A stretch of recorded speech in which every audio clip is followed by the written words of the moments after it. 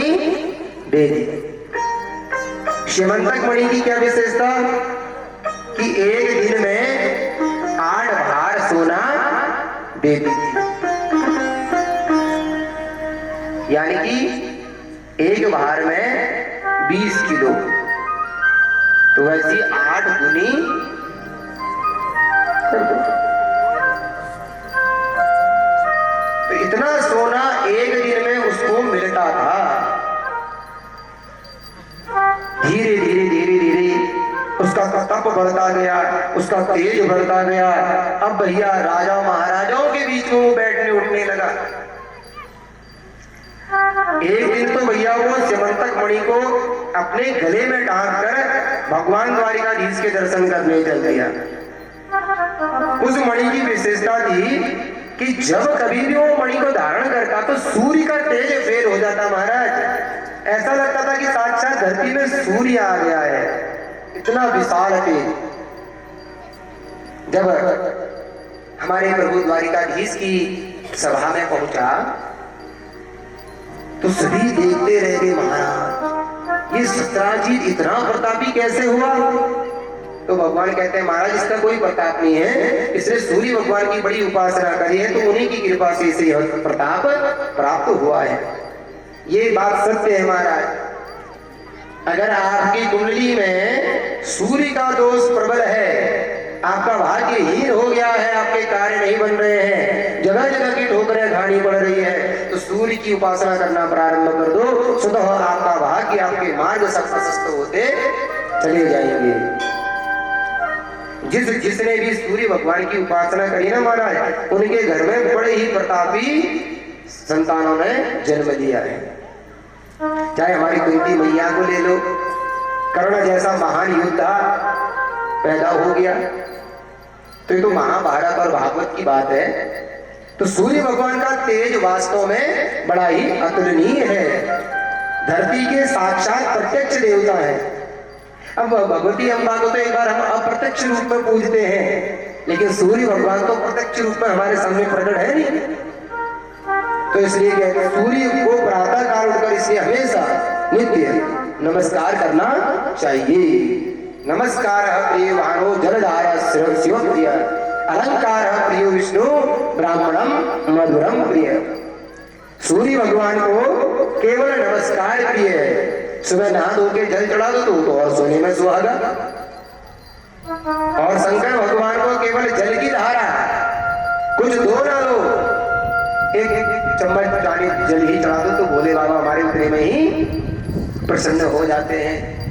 और हमारे माँ के बिहारी कृष्ण कन्हैया, हमारे नारायण, उनको खूब छैले छबीला लटकड़ बना के रखो, खूब सजा धजा के रखो तो वो उतने में ही खुश हो जाते हैं। और ब्राह्मणम मधुरम प्रिय, और जो हमारे ब्राह्मण देवता होते हैं ना, मधुर प्रिय होते हैं, इनको मधुर वाणी अति प्रिय होती है। और मधुर का मतलब मीठा भी बहुत इनको अच्छा लगता है, इसलिए सबसे ज्यादा शुगर वाले ब्राह्मण ही मिलते हैं। बोलो कृष्ण कन्हैया लाल की जय।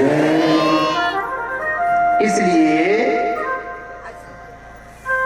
नमस्कार सूर्य को नित्य उठ के करना चाहिए। तो भगवान कृष्ण कहते हैं ये जो प्रताप है ना, ये सत्राजित का नहीं, अपितु उस स्यमंतक मणि का चमत्कार है जिससे इतना जगमगा रहा है। अच्छा सत्राजित क्यों आए हो? तो जवाब देते नहीं महाराज बाजार से निकल रहा था, सोचा मैं आपसे भी मिल आऊं।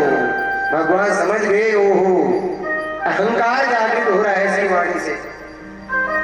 फिर कहते ना, असको जग जन्मा माही प्रभुता पाई जाही मद नाही। संसार में ऐसा ही कोई व्यक्ति होगा जिसके पास पद प्रतिष्ठा आने के बाद, धन आने के बाद अहंकार ना आता हो। बहुत ही कम ऐसे बिरले होते हैं जो धन दौलत मान पद प्रतिष्ठा आने के बाद भी अहंकार शून्य होते हैं, नहीं तो ज्यादातर तो भैया अहंकार में चौड़े हो जाते हैं। अब द्वारिका के राजा कौन है? हमारे कृष्ण। तो मंत्री कौन है? मंत्री प्रसिद्ध उद्धव है, आदि आदि अनेक मंत्री हैं। तो सब सत्राजित राजा अगर किसी के पास आवश्यकता से ज्यादा धन देख ले तो छापा पड़ता है कि नहीं इनकम टैक्स वालों का। तो द्वारिका के राजा कौन है? हमारे द्वारिकाधीश। और इनकम टैक्स वालों को पता चल गया कि भैया सत्राजीत अत्यधिक धन लेके प्रजा में घूम रहा है, तो उसके बाद संदेश भिजवाया, देखो जो ये समंतक मणि है राजकोष में जमा करो। तो इतने में ये चौड़ा हो गया, दम है तो लेके दिखाओ। अब बोले क्यों इतना ऐंठ रहा है? बोले ऊपर से सूर्य देव का हाथ है ना इसके ऊपर, तो इसलिए उनके बल में द्वारिकाधीश को चुनौती दे दी। तो भगवान कृष्ण कहने लगे, देखो कोई बात नहीं, ये सूर्य नारायण की बात है, छोड़ो रहने दो। लेकिन फिर भी मंत्रियों के हृदय में ठेस पड़ी रही, इस मूर्ख ने हमारे राजा का अपमान किया है। कोई बात नहीं। कालांतर में इसका भाई था सत्राजीत का प्रसेन, ये अपने भाई से बड़ा प्रेम करता था, इसके पास खूब सारा धन आ गया, लेकिन इसने अपने भाई को कभी नहीं त्यागा। और आप और हम लोग होते अगर सूर्य भगवान हमें मणि देकर चले जाए तो क्या हम अपने भाई को सत्राजीत के बराबर प्यार करेंगे? इसके पास अपार धन आ गया तो भी इसने अपने भाई का त्याग नहीं किया, लेकिन हम लोगों के पास थोड़ा बहुत धन क्या आ जाए ऐसे उछलते हैं कि अपने भाई को ही भूल जाते हैं। महाराज मत भूलो कि वो भी एक उसी पेट से पैदा हुआ है जिस कोख से आपने जन्म लिया है, उसी खेत के दो अंकुरित बीज हो। इसलिए अगर आप सक्षम हो गए हो तो साथ में अपने भाई को भी, अपनी बहन को भी, अपने इष्ट मित्रों को भी लेके चलना चाहिए। यही भागवत धर्म है, यही परोपकार है। भागवत सुनने के बाद भी अगर आपके हृदय में ये भाव नहीं आया तो फिर आप शून्य है, कुछ नहीं है आपके पास। आप जो ये कथा में उपस्थित हुए सब निरर्थक है। तो इसका भाई प्रसेन कहता है, भैया ये मणि मुझे बड़ी प्यारी लग रही है, नहीं एक दिन के हमको भी दे दो भैया। वो कहता लो भैया ले जा, तुझको और मुझे कोई कमी थोड़े ना, अलग बात थोड़े ना है, मेरे भाई ने रखा मैंने रखा, कोई बड़ी बात थोड़े ना है। तो समंतक मणि उसको दे दी। और भैया समंतक मणि, अब हर कोई व्यक्ति हर एक चीज को थोड़े ना झेल कर सकता है। द्रोणाचार्य जी को जानते थे आप? अर्जुन के गुरु, उन्होंने जो अर्जुन को दिया द्रोणाचार्य ने, वो अपने बेटे अश्वत्थामा को भी नहीं दिया। सारी विद्या, सारे शस्त्र अस्त्र, सारा ज्ञान शास्त्रों का अर्जुन को लुटा दिया। और उनका पुत्र खुद अश्वत्थामा कहता रह गया, पिताजी ने हमको भी सिखा दो कुछ। हाँ बेटा सिखाऊंगा, लेकिन दिया नहीं। क्यों? क्योंकि द्रोणाचार्य जानते थे मेरा बेटा बड़ा अहंकारी है, ये विद्याओं का दुरुपयोग करेगा, इसलिए सारी विद्याएं उसको नहीं दी। तो इसलिए गुरु वही है जो शिष्य की योग्यता को देखकर उसको आगे बढ़ाए। उसी प्रकार सत्राजीत तो सूर्य नारायण की तपस्या करके उस मणि को प्राप्त किया था, उस मणि को झेलने की शक्ति उसके अंदर थी, लेकिन सत्राजीत तो भुभक्कड़ था। अब किसी शराबी व्यक्ति को आप अपना धन दे दोगे तो सुरक्षित रहेगा? नहीं रह सकता।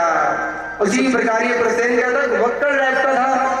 अब ये ले गया अपने साथ, घूमते हुए घोड़े में बैठे बैठे जा रहा है, और रास्ते में एक शेर ने इसे फल समझकर मणि को मारा, झपाटा, सत्राजीत को, प्रसेन को मार डाला और मणि को लेकर चला गया। इतने में एक बड़ा विशाल का एक भालू आया, उसने उस शेर को मारा और उस मणि को लेकर वो भी गुफा में चला गया। एक दिन हो गया, 2 दिन हो गया, जब वो लौट कर नहीं आया प्रसेन, तो द्वारिका में हल्ला मच गया। प्रसेन अपनी पत्नी के पास जाकर क्या कहता है, अरे सुनती हो देवी, मेरा भाई इसलिए नहीं आया, मुझे लगता है पता नहीं क्यों मेरा भाई मणि लेकर गया था और उस मणि में नजर थी किसकी? द्वारिका वासियों की। और कहीं इन द्वारिका वासियों ने मेरे भाई को उस मणि के लोभ में मार तो नहीं डाला, खाली एक शक जताया। लेकिन कहते हैं ना, स्त्रियों के गले में कंठमाल नहीं होता, इसलिए स्त्रियां पेट में बातें पचा नहीं पाती। होता ही होता है, उबल लेती है तुरंत झटपट। पेशेंस नाम की चीज उनके अंदर थोड़ा सा अभाव रहता है। वही भोलेनाथ को जानते हैं आप? कौन कौन लोग जानते हैं? कौन है वो भोलेनाथ? हमारे भोले बाबा। दक्ष के साथ जब भोले बाबा का संवाद बिगड़ा तो कहते हैं कि 1 वर्ष तक माता सती को कुछ नहीं बताया कि तेरे पिताजी ने ऐसा ऐसा किया। और वहीं माता सती को जब पता चला कि मेरे पिताजी ने मेरे भोलेनाथ का अपमान किया तो वहीं पिता को श्राप देकर यज्ञ कुंड में कूद गई। पेशेंस ना लीजिए नहीं तो अधिकांश अभी आएगा आगे कि महिलाओं के अंदर धैर्यता की थोड़ी कमी होती है? तो अपनी देवी से प्रसेन क्या कहता है, देवी ये बात मैं तुम्हें कह रहा हूं, ये बात सत्य नहीं है, ध्यान रखना, ये बात अपने तक ही रखना, ये बात किसी और के पास नहीं जानी चाहिए। ये तो हमारे राजा द्वारिकाधीश कृष्ण को अगर क्रोध आ गया वो तो कुछ नहीं करेंगे, लेकिन उनका भाई हर मुसल लेके पहले आ जाएगा। कौन है कृष्ण का भाई? हमारे बलराम। शेषा उतारिए तुरंत फुसकारते महाराज। किसी ने उनसे टेढ़ी बात करी तो तुरंत हल मुसल चालू हो जाता उनका। अपने समधी को ही ब्याह के समय में अपने बेटे की ब्याह कराने गए थे कौन? कृष्ण भगवान। और वहीं कृष्ण भगवान के समधी बलराम जी के समधी बात एक ही हुए तो वहीं बीच यज्ञ में समधी को मार दिया, यानी कि लड़की के पिता को वहीं हैंड भगवान के चरणों में भेज दिया। अब ऐसा क्रोध हो सकता है किसी का जो मतलब लड़की के पिता को ही मार दिया, फिर लड़की से कहते अरे कोई बात नहीं, हो जाती है गलती, और लड़की को भी फिर विदा करके ले गए। इतना भयंकर क्रोध हमारे लक्ष्मण जी का, हमारे बलराम जी का, दोनों एक ही तो है। तो पर बताया किसको है? पत्नी को। अब पत्नियों की आदत होती है जब तक अपने मन की बात किसी को ना बोले तो आधी बीमार तो वैसी पड़ी रहती है हमारा, पेट में खुजली। अब क्या करूं, कभी अंदर जाए कभी बाहर जाए, हैं? ब्याह होने के बाद भैया ये सब देखने को मिलता है। और जब मन की भड़ास निकल जाती है उसके बाद उतनी ही पहले जितनी भयानक रौद्र रूप दिखता है उतनी कोमल भी दिखाई पड़ती है हमारा। एक दिन बीता, 2 दिन बीता, 3 दिन बीता, इतने में एक उसकी पड़ोस की सखी आ गई। अरे बहन ये क्यों मुंह लटकाए बैठी है? अरे कुछ नहीं बहन कुछ नहीं, अब क्या कहूँ, बड़ी समस्या हो गई है। अरे बहन बता क्या समस्या हो गई है? अरे नहीं नहीं बहन कुछ नहीं। वो बार बार पूछती है, अच्छा तू कह रही है तो बता देती हूँ, लेकिन पहले कसम खा कि तू मेरी पक्की सहेली है इसलिए मैं बता रही हूँ, लेकिन ये बात किसी और को नहीं बताना। अरे बहन तुझमें और में कोई अंतर थोड़े ना है, पक्का मैं तुझसे प्रॉमिस करती हूँ कि मैं किसी को नहीं बताऊंगी। अच्छा बहन बता।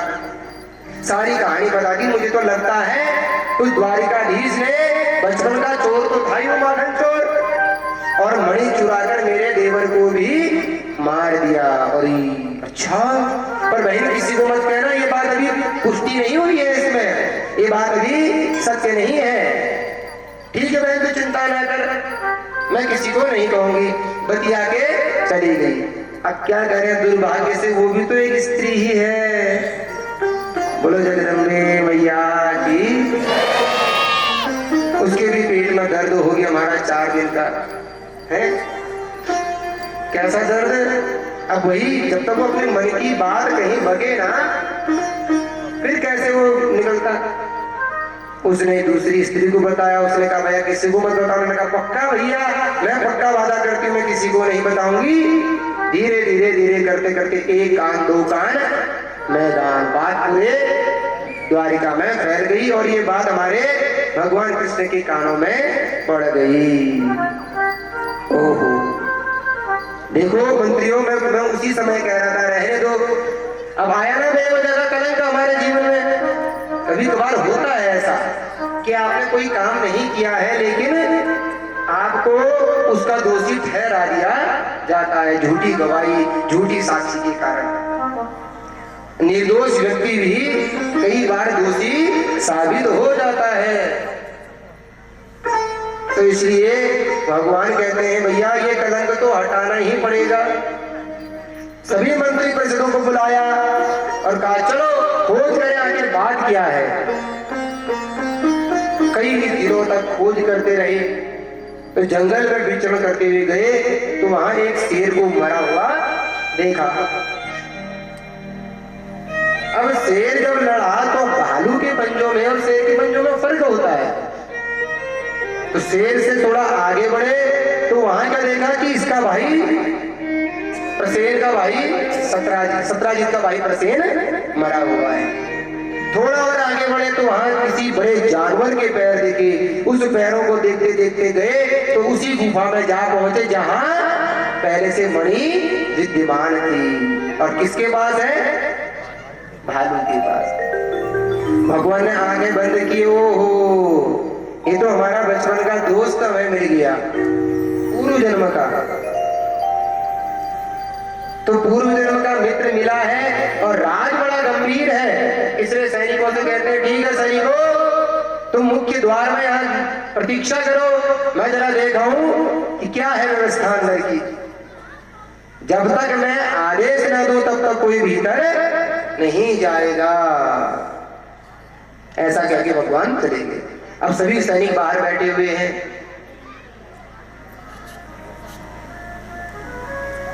अब जैसे ही भीतर पड़े तो जो भालू था, भालू की एक कन्या थी जिसका नाम भलुनी कहो या फिर जाम्बवती कहो।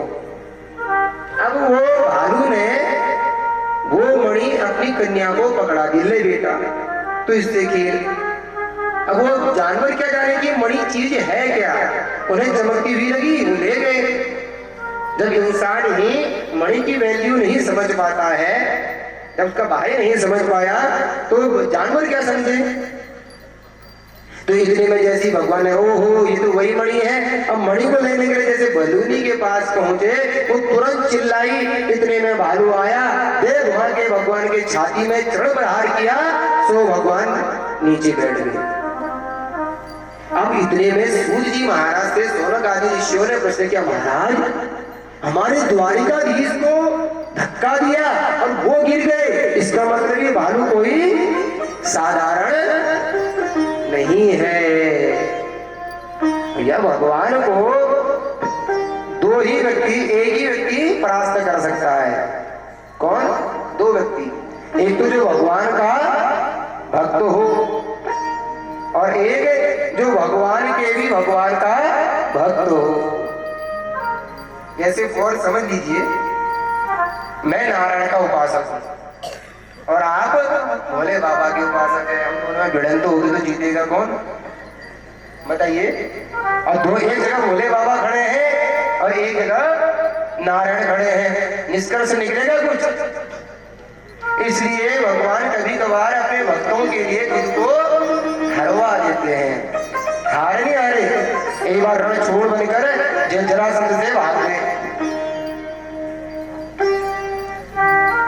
तो इसलिए भगवान कभी भी कैसे भी किसी समय में, महाभारत काल में भगवान कृष्ण ने कहा था मैं शस्त्र नहीं उठाऊंगा, लेकिन भीष्म पितामह ने मजबूर किया तो कहने लगे मैं अपने भक्त के सामने सहार पराजित करता हूँ, स्वीकार करता हूँ। जो सौगंध खाए थी कि मैं शस्त्र नहीं उठाऊंगा, तो शस्त्र उठा के अपने आप को छोटा साबित कर दिया और अपने भक्त का मान बढ़ा दिया।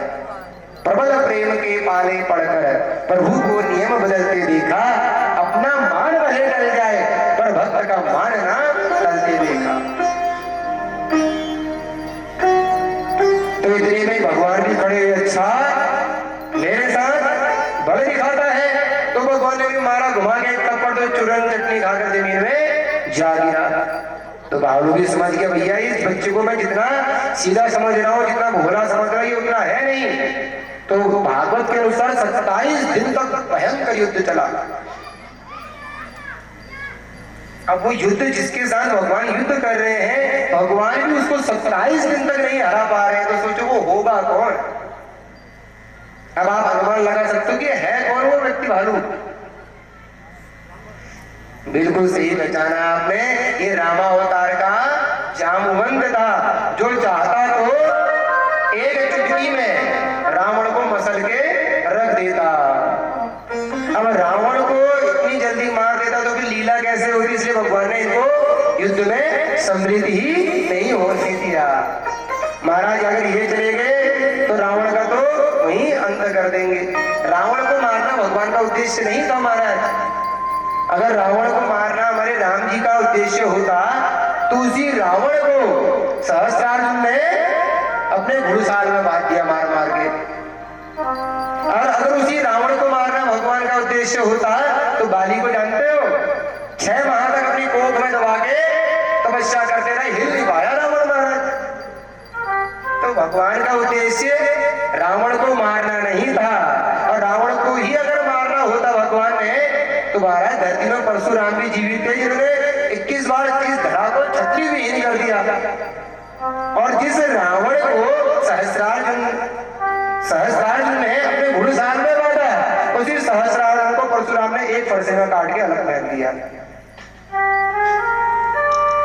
तो इसलिए भगवान का उद्देश्य कभी भी शत्रुओं को मारना नहीं होता है, धर्म में अधर्म में धर्म की विजय करवाना और धर्म की ध्वजा लहराने के लिए ही भगवान का अवतार होता है। धर्म संस्थापनार्थाय संभवामि युगे युगे, युग युग में भगवान जब जब ढोए धर्म की हानि, वाणई असुर अदम्यानि, औ प्रभु धर विविध शरीरा, हर ही कृपा निधि सज्जन पीरा। तब भगवान अलग अलग रूप में अपने भक्तों को आनंद देने के लिए धरती में प्रकट होते हैं। केवल अपने भक्तों के लिए पैदा होते हैं भगवान। अब भगवान चाहे तो सुदर्शन चक्र भेज के वहीं वैकुंठ से काम कर देते। भगवान के पास इन दुष्टों को मारने के लिए कमी नहीं है सेना की, लेकिन फिर भी भगवान को खेलने में बड़ा मजा आता है, अपने भक्तों के साथ रहने में बड़ा आनंद आता है। इसलिए भगवान कभी यशोदा मैया को माँ बना लेते हैं, कभी कौशल्या को बना लेते हैं, कभी हमारे परशुराम जी की माता के रूप में, उनके रूप में भगवान अवतरित होते हैं। कभी अंजनी के गर्भ से प्रकट हो जाते हैं, तो कभी हनुमान जी बनके। केवल कृष्ण को, राम को, नारायण को मत समझना। जले विष्णु स्थले विष्णु, विष्णु पर्वत मस्तके, वो नारायण तो सर्वत्र विद्यमान है। जब पूरे 22 दिन तक 18-19 दिन तक जब युद्ध चलता रहा, तो इनके मन में श्री सजे की भैया अब तक आए नहीं, तो लगता है कहीं उस भयंकर विशाल भालू ने हमारे द्वारिकाधीश को तो नहीं मार डाला। सभी द्वारिकावासी सैनिक मंत्री अंदर ना जा सके डर के मारे। जब हमारे द्वारिकाधीश वापस ना आ सके तो हम कैसे आएंगे गुफा में जाकर, ये सोच के घर चले गए। और द्वारिका में जो ही पता चला कि हमारे श्री कृष्ण उस गुफा में गए और लौटकर नहीं आए, सारी द्वारिका में हाहाकार मच गया, सब रोने लगे। हे विधाता, तेरे घर में न्याय नहीं है। पहले तो 6 बालक मेरे मार डाले, फिर 2 सुकुमारों में हमारा कृष्ण कन्हैया हुआ, आज उसको भी हमसे छीन लिया। इस प्रकार से रो ही रहे थे, इतने में नारद जी आ गई। बोले संत भगवान की आवाज नहीं आई महाराज। बोले भक्तवत्सल भगवान की अब आ गए। तो नारद जी आगे तुरंत बोल पड़े, अरे आप रोते क्यों हो? आप एक काम करो, मां भगवती परम्बा के चरणों में जाओ, उनके दिव्य नवाय का आयोजन करो। मेरा सतत विश्वास है कि आपका पुत्र 10वें दिन जरूर घर लौट आएगा। नारद जी की वाणी तो अमूल्य अनमोल है, क्योंकि संत वाणी जब किसी को लग जाए ना, वो तुरंत असर दे देती है महाराज। बिनु कृपा मिले ही नहीं संता, बिनु हरि कृपा मिले ही नहीं संता। बिना माँ की कृपा से संत भी नहीं मिलते, और संत अगर मिल गए आपके सारे संकट हर जाएंगे, इस बात की पूरी गारंटी रहती है। अब वहां नवा यज्ञ प्रारंभ हो गया। अब जैसी नवा यज्ञ बीतने ही वाला था, अब भगवान समझ गए भैया ज्यादा समय लगाया तो मेरे द्वारिकावासी मेरे वियोग में कहीं अपने प्राण ना दे दे, और ऊपर से माँ का यज्ञ चल रहा है, और माँ के यज्ञ में अगर किसी ने अपने प्राण त्याग दिए तो ये तो बड़ा विडंबना हो जाएगी। तो अब की बार कृष्ण ने ऐसा घुमा के जामों को भालू की छाती में मुक्का मारा कि भैया एक ही मुक्के में सारी हड्डियां ढीली पड़ गई और जमीन में जा गिरा। तो इतने में भालू हाथ जोड़ के बोल पड़ा, महाराज आप कौन हैं? क्योंकि मैं संसार में जानता हूं कि मेरे राम के अलावा मुझे संसार में ऐसा कोई नहीं जो मुझे पराजित करके दिखाए। स्वयं शंकर को भी चुनौती दे सकते थे शंकर भालू, स्वयं ब्रह्मा को भी चुनौती दे देते थे। पहचान गए कि आप मेरे राम ही हो, मेरे राम के सिवा तो मुझे कोई पराजित नहीं कर सकता। अगर मेरा भाव शुद्ध है तो मेरे प्रभु कृपया मुझे राम रूप में दर्शन देके मेरा जीवन कृतार्थ कर दो। सो भगवान कहने लगे, भक्त जब मेरे सामने याचना करे तो मैं पीछे थोड़े ना हटता हूं। तो भगवान तुरंत धनुष बाण शंख चक्र को छोड़कर तुरंत धनुष बाण लिए खड़े हो गए। बोले सियावर रामचंद्र की। कहने नाना महाराज मैंने राम जी को अकेले तो कभी देखा ही नहीं। जब वनवास में आए थे तो माता सीता साथ में थी, हमारे लखन लाल जी साथ में थे, तो इसलिए महाराज उनको भी लाना होगा। तो भगवान ने अपनी योग माया से उन्हें भी वहां पर हाथ हाथ दर्शन करा दिए। बुरे लाल ले लखन लाल की, सीता माता की। अब बताइए महाराज इस दास के घर में कैसे आना हुआ? कहते हैं क्या बताओ जामवंत, विडंबना ऐसी कि जिस मणि को मैं लेने आया हूं यही मणि दुष्ट है एक नंबर की, इसी ने ही मेरे ऊपर बड़ा भयंकर कलंक लगाया है। इसलिए इस कलंक से मुक्ति पाने के लिए मणि लेने आया हूं, और ये मणि मुझे सत्राजीत को देनी है। तो भालू की जामवंत की आंखें झुक गई और आंखों से आंसू आने लग गई। महाराज धिक्कार है इस भक्त के लिए कि इस भक्त के रहते हुए आपकी आंखों में इतना, आपके जीवन में इतना दुख आया, इतना कलंक आया। लेकिन प्रभु मैं भी बड़ी समस्या में पड़ गया हूँ। क्या समस्या है? बोले महाराज हम सनातन धर्म में रहने वालों की विशेषता है जो एक बार कन्यादान में दी गई वस्तु को पिता फिर कन्या को दी हुई वस्तु को वापस नहीं लेता। महाराज मेरे प्रभु हे गिरधर हे मुरारी, मैंने ये मणि अपनी बेटी को दे दी है। अब ये मणि अगर मैं अपनी बेटी से मां के हाथ को देता हूं तो मेरे जीवन में वो कलंक लगेगा जिसकी मैं तुलना भी नहीं कर सकता, क्योंकि बेटी को दिया गया धन वो कभी बाप वापस नहीं ले सकता, उसका अधिकार नहीं है। ये महादोष महाकलंक मेरे जीवन में लग जाएगा। और लेकिन प्रभु आपका कलंक भी तो मिटाना जरूरी है। अब मैं दो दुविधा में पड़ चुका हूं, मैं करूं क्या प्रभु? अब आप ही मेरा मार्गदर्शन करें। अब भगवान भी चक्कर में पड़ गए, महाराज करूं तो क्या करूं? अब छीन नहीं सकता क्योंकि मेरे भक्त की बेटी है, और ये दे नहीं सकता क्योंकि कन्या को इसने दान दे दिया है। तो जामवंत बड़े विद्वान थे, तो तुरंत बोल पड़े भगवान से, प्रभु एक युक्ति मैंने निकाली है। भगवान समझ के महाराज जैसा मैं टेढ़ा हूँ मेरे भक्त भी वैसी टेढ़े, पक्का उठा कुछ ना कुछ इसने सोचा होगा। तो जामवंत कहते महाराज अब आप थोड़ी देर नेक अपनी आंखें बंद कर लो भैया कर ली। भगवान जानते तो सब है, मंद मंद मुस्कुरा रहे, पक्का कुछ ना कुछ गड़बड़ करेगा ये भैया। तो एक हाथ में मणि पकड़ा दी। अब भगवान ने मणि दबाई, हाँ ये तो मणि सी मालूम पड़ती है।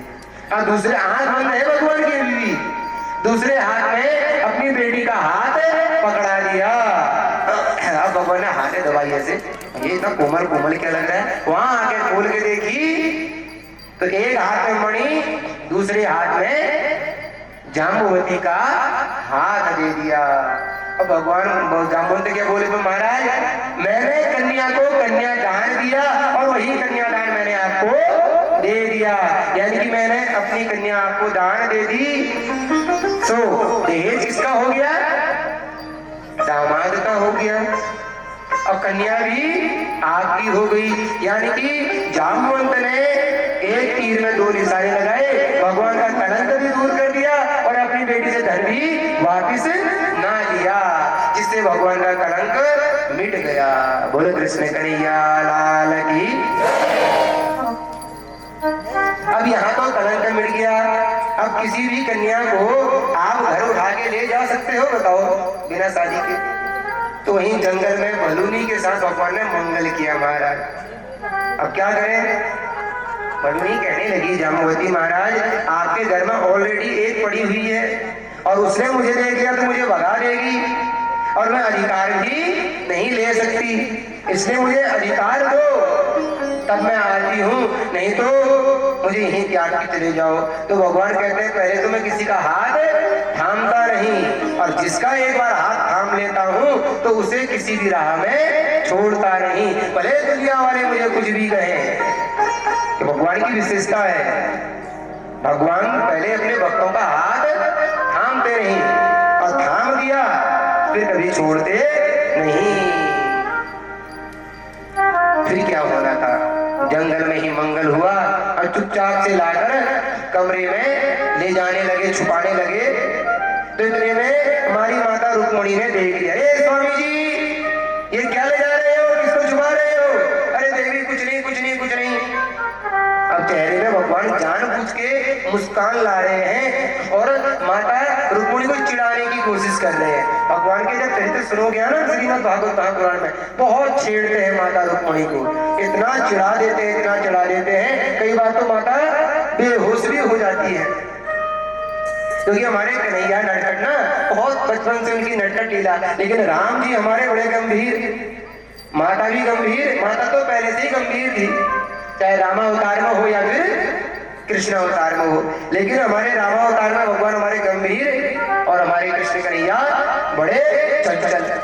राम कृष्ण दो एक है, अंतर नहीं निमेश, एक के नयन गंभीर है, एक के चपल विशेष।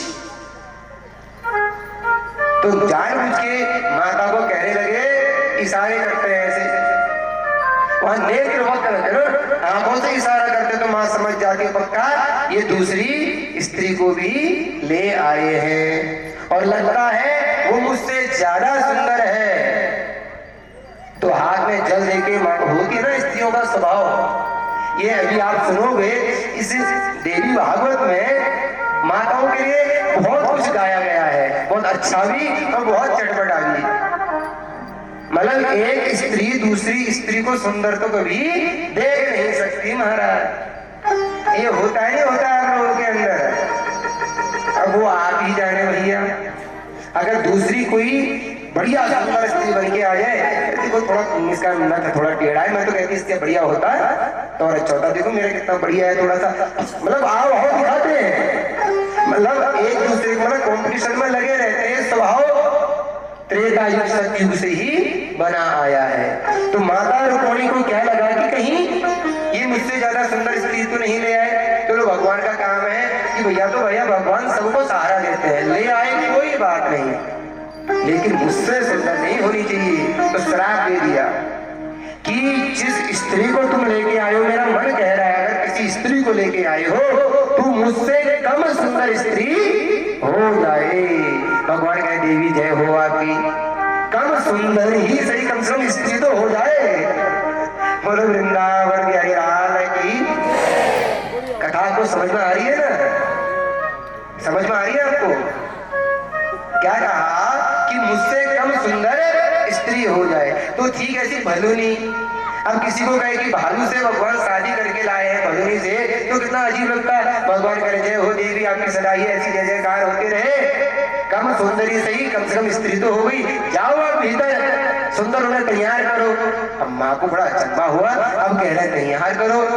अब भीतर माँ गई, ओहो यहाँ तो पहले से कोई स्त्री है, अब बिहार करके लाए हैं तो कोई बात नहीं। माता ने श्रृंगार करके बढ़िया सुंदर श्रृंगार करके यज्ञ जहाँ नवा यज्ञ चल रहा था उसके बीच में देखा सभी द्वारिका वासियों ने गदगद हो गए और गदगद वाणी से भगवान के माँ जगदम्बा के महिमा को गाने लगे और कहने लगे, हे नारद धन्य है आप कि आप जैसे गुरु का सत्संग किसी को मिल जाए तो उनको खोया हुआ भी पुत्र मिल जाता है। और तब नारद जी कहते हैं, जो कोई व्यक्ति जिसके जीवन में कलंक लगा है, जिसका पुत्र गया है और लौटकर नहीं आया, तो देवी माँ के चरणों में बैठकर इस नवाह यज्ञ का सुंदर पाठ करे या करवा ले, तो जिनके पुत्र चले जाते हैं लौटकर नहीं आते वो भी वापस आ जाते हैं। जिनके जीवन में कलंक लगा रहता है और वो व्यक्ति अगर कलंक मिटाना चाहता है तो इस माँ के पावन पवित्र चरित्र को पूरा ध्यान पूर्वक सुनो, तो नारद जी कहते हैं कि उनके सारे कलंक मिट जाते हैं। तो सभी द्वारिकावासी कह रहे धन्य है आप जैसे गुरु, और जो आप जैसे गुरु के माध्यम से हमें ये भगवान की चर्चा सुनने को मिली। इतने में देखते देखते पूरी द्वारिका में गुरु की महिमा का बखान शुरू हो गया। तो आइए आप और हम भी मिलकर एक बार गुरु वंदना करें, उसके बाद कथा को आगे बढ़ाएं। हरि की कथा सुनाने वाले, प्रभु की कथा सुनाने वाले, तुमको लाखों प्रणाम, तुमको लाखों प्रणाम, तुमको लाखों प्रणाम, तुमको लाखों प्रणाम। प्रभु की कथा सुनाने वाले, प्रभु की कथा सुनाने वाले, प्रभु की कथा सुनाने वाले, प्रभु की कथा सुनाने वाले, तुमको लाखों प्रणाम, तुमको लाखों प्रणाम, तुमको लाखों प्रणाम, तुमको लाखों प्रणाम। कहा जाता है जब भगवान के भजन चलते हैं, भगवान के भजन चलते चलते जो ताली बजाता है, तो कहा जाता है ताली की चोट से उसके हाथों की बुरी रेखाएं धीरे धीरे मिटती चली जाती है। लेकिन कब? जब भगवान का भजन हो रहा हो। जो ताली बजाएगा कहा जाता है उसके हाथों की रेखा मिटती चली जाती है, बुरी रेखा अच्छी नहीं। और जो ताली नहीं बजाता, जो बुरी रेखा होती है वो उठ के उसके सर में बैठ जाती है। इसलिए जिसे जिसे अपनी बुरी रेखाएं मिटानी है वो तो खूब ताली बजाए, और जिसे अलाए बलाए अपने सर में लेनी है वो चुपचाप बैठे रहे। और वृंदावन बिहारी लाल की माँ की कथा सुनाने वाले, माँ की कथा सुनाने वाले, माँ की कथा सुनाने वाले, माँ की कथा सुनाने वाले, तुमको लाखों प्रणाम, तुमको लाखों प्रणाम, तुमको लाखों प्रणाम, तुमको लाखों प्रणाम। जय हो।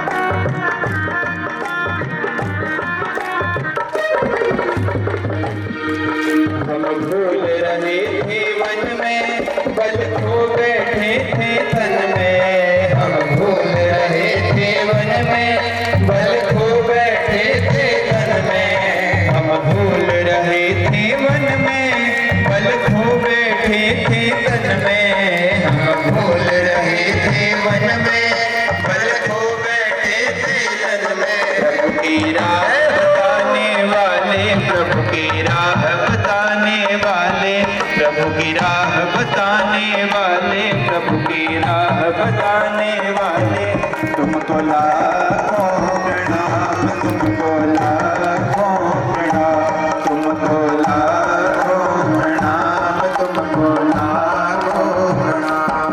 माँ की कथा सुना